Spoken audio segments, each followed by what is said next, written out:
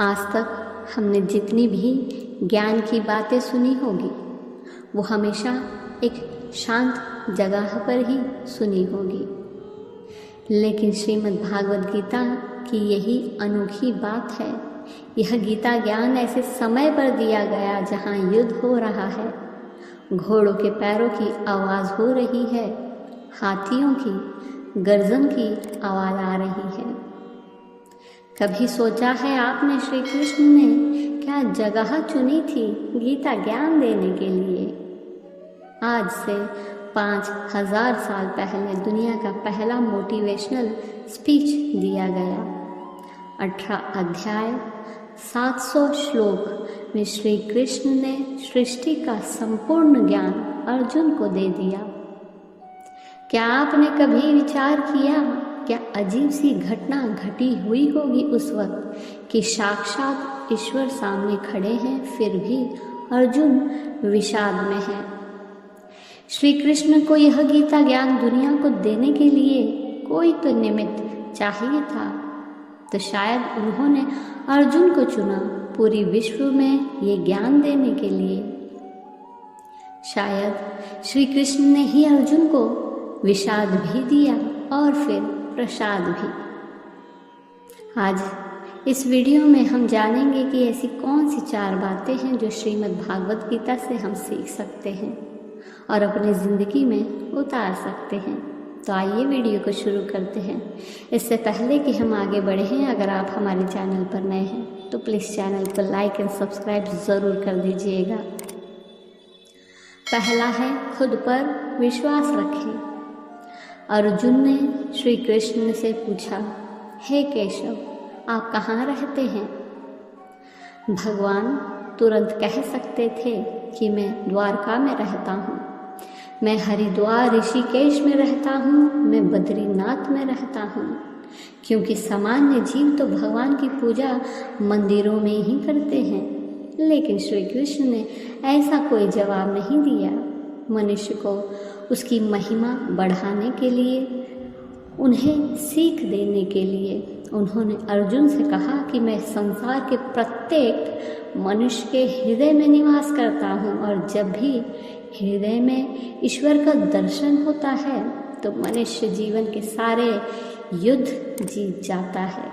जिस दिन मनुष्य को यह एहसास हो जाता है कि वह मेरा अंश है, वह अपने आप को कभी छोटा नहीं समझेगा और जीवन में बड़ी से बड़ी चुनौतियों से टकरा जाएगा। लेकिन हम इंसान बड़े अजीब हैं।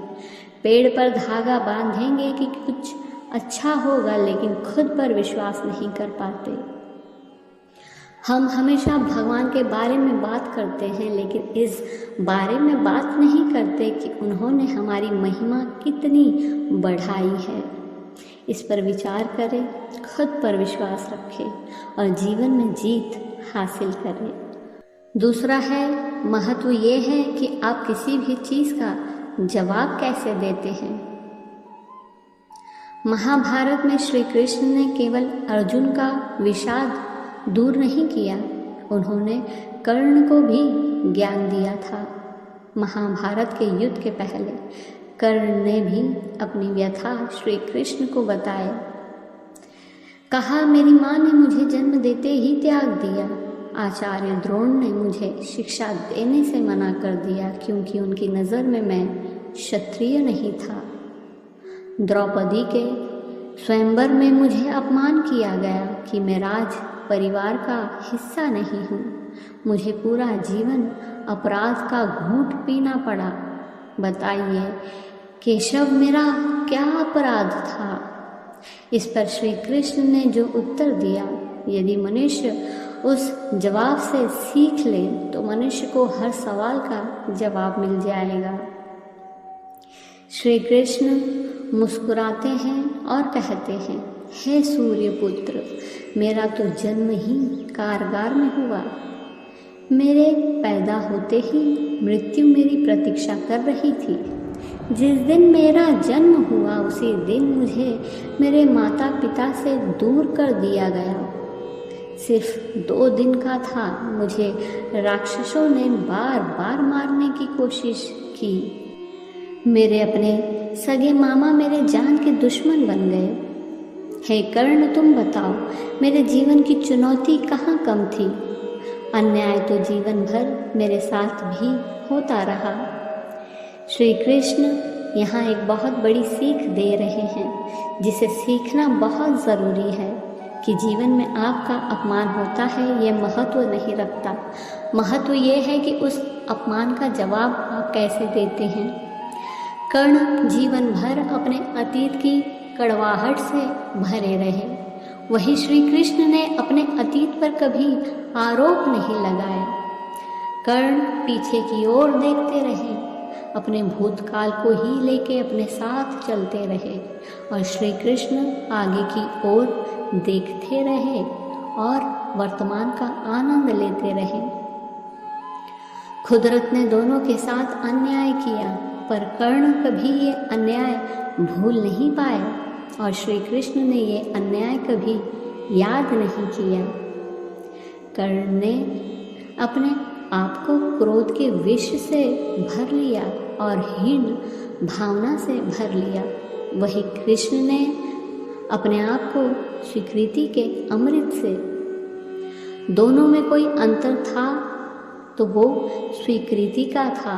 श्री कृष्ण ने हंसकर अपनी नियति को स्वीकार कर ली और कर्ण कभी अपनी नियति स्वीकार नहीं कर पाए और परिणाम में कर्ण अधर्म में पड़कर अकाल मृत्यु को प्राप्त हो गए।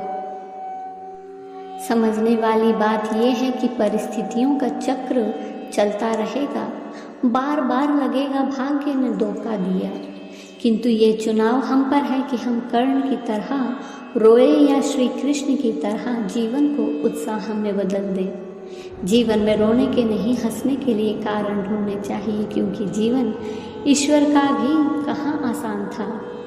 जीवन है तो समस्या होगी ही, समस्या है तो हल भी होगा। तीसरा है सामर्थ्य होते हुए भी धैर्य रखना। श्री कृष्ण से सीख सकते हैं।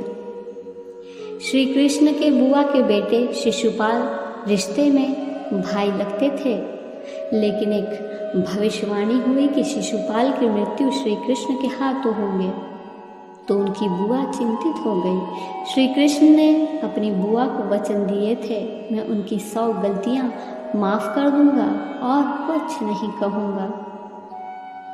शिशुपाल बड़े हुए रुक्मिणी के प्यार में पड़ गए, किंतु रुक्मिणी तो श्री कृष्ण से प्रेम करती थी। शिशुपाल यह सहन नहीं कर पाए और भीतर ही भीतर श्री कृष्ण से नफरत करने लगे। युधिष्ठिर का राजसूय यज्ञ हो रहा था, सभी लोग आए थे, साथ ही शिशुपाल भी आए और वही भरी सभा में शिशुपाल श्री कृष्ण का अपमान करने लगे। बलराम बहुत क्रोधित हुए, लेकिन श्री कृष्ण सिर्फ मुस्कुराते रहे। अपनी बुआ को दिया वचन जो निभाना था, लेकिन जैसे ही 100 गलतियां पूरी हुई, अगला अपशब्द बोलने के लिए जैसे मुंह खोला, अगला शब्द बोल ना सका, कुछ कह ना सका। श्री कृष्ण ने अपने सुदर्शन चक्र से शिशुपाल का गर्दन मस्तक से अलग कर दिया। श्री कृष्ण के जीवन से ये सीख मिलती है कि करुणा वहीं तक अच्छी है जहाँ तक मर्यादा पार ना हो, नहीं तो राम को परशुराम बनते देर नहीं लगती। चौथा है क्वांटिटी नहीं क्वालिटी का विकल्प चुनो। महाभारत में जब ये तय हो गया कि कौरव और पांडवों के बीच युद्ध होगा, तब अर्जुन और दुर्योधन श्री कृष्ण से मदद मांगने द्वारिका गए। पहले दुर्योधन पहुंचा और उसके बाद अर्जुन। उस समय श्री कृष्ण सो रहे थे, इसलिए दोनों उनके जगने की प्रतीक्षा करने लगे। कुछ देर बाद श्री कृष्ण ने आंखें खोली तो उन्होंने सबसे पहले अर्जुन को देखा, क्योंकि वो श्री कृष्ण के पैरों के पास बैठे थे। दुर्योधन पर श्री कृष्ण की नज़र नहीं पड़ी, क्योंकि वह सिर के पास खड़े थे। अर्जुन ने श्री कृष्ण से कहा कि वासुदेव, मैं आपसे युद्ध के लिए मदद मांगने आया हूँ। तभी दुर्योधन ने भी कहा कि कृष्ण, मैं भी आया हूँ और मैं अर्जुन से पहले यहाँ आपसे मदद मांगने आया हूँ, इसलिए पहले आपको मेरी मदद करनी होगी। श्री कृष्ण ने कहा कि पहले मैंने अर्जुन को देखा, लेकिन तुम यहाँ पहले आए हो, अब मुझे दोनों की ही मदद करनी होगी। अब मेरे पास तुम दोनों के लिए दो विकल्प है, एक तरफ मैं रहूँगा, दूसरी तरफ मेरी पूरी नारायणी सेना। तुम दोनों तय कर लो किसे क्या चाहिए, लेकिन ध्यान रहे मैं युद्ध में शस्त्र नहीं उठाऊंगा। अर्जुन ने कहा कि मुझे तो आपका साथ चाहिए केशव। उसे नारायणी सेना चाहिए थी। उस समय नारायणी सेना सबसे घातक सेना मानी जाती थी। श्री कृष्ण ने दोनों की इच्छा अनुसार मदद करने के लिए सहमति दे दी। दुर्योधन ने यहीं कर दी गलती। इस प्रसंग में दुर्योधन ने सबसे बड़ी गलती कर दी।